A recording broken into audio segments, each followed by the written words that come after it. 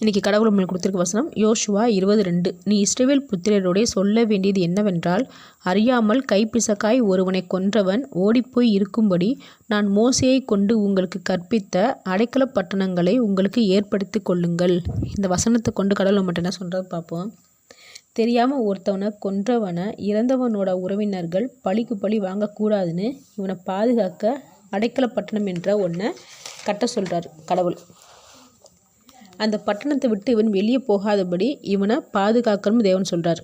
அதுவும் ஆசாரியன் மரணம் அடைகிற வரைக்கும் இந்த பட்டணத்தை விட்டு அவன் எங்கேயும் போகக்கூடாதுன்னு தேவன் சொல்கிறார். இப்படி தேவன் செய்கிறத மேலோட்டமாக பார்க்கும்போது கொன்றவனுக்கு தண்டனை இல்லாத மாதிரி தப்பிக்க வச்ச மாதிரி இருக்கும். ஆனால் அப்படி இல்லை.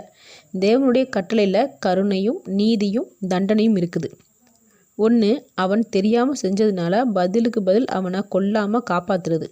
இரண்டாவது, அவன் தெரியாமல் செஞ்சாலும் தப்பு தான்.